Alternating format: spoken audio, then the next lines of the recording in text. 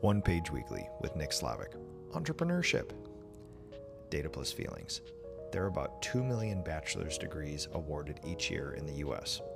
Entrepreneurial studies account for about 11,300 of those degrees, or about 0.56%. Nearly 1/3 of college students currently express interest in starting a business. 17% of college students are already operating some sort of business while in college. Yesterday, I went to the University of Minnesota Duluth campus for an entrepreneurship conference. 10 business owners were invited to be on panels and to answer questions and to sit down at lunch with a group of students to have deeper conversations. What made this even better was that I was there with my young team of college, decent human beings, Jack and Mason. I walked away with some pretty interesting feelings. Feeling number one, they look so young. As I sat on the panel overlooking the crowd, I saw people who looked not that different from my own two high school children. I had to remind myself that these people are studying high-level finance, foreign languages, corporate structure, and cutting-edge technology.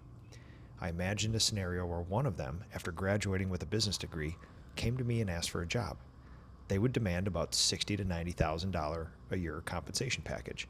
They would deserve it, but I likely could not afford it. Not because they aren't worth it, but because I would have to teach them everything. I would be paying their tuition in the college of life experience, not just task knowledge.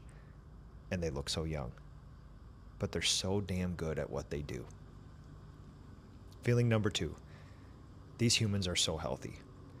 The way they carry themselves, the way they speak, the way they look you in the eye, ask a question, take in the words, make notes, and then follow up with even more thoughtful questions. I saw a lack of limiting beliefs in the bright young minds I encountered. I had a warm, fuzzy feeling the entire day because of the conversations I had with these students.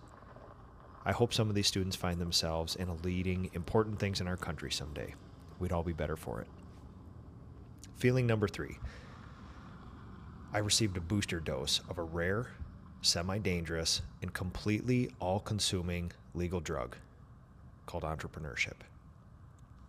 One student in particular shared his story of starting a business.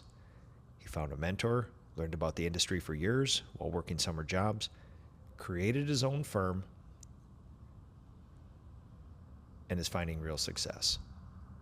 I saw a striking look in his eyes as he described getting the work, completing the work, making happy clients, and dreaming about the future, all while being a student. He even snuck out of the conference to answer a call from a prospective client to gain their trust and get their work. He was doing things while a student that I did not consider even after running my business for a decade. I cannot tell you how much his words and affect stuck with me and inspired me. I had a 3-hour van ride home from the college in the dark. A feeling that has been sort of dormant, sort of just below the surface, breached in a magnificent way in the quiet dark of the highway.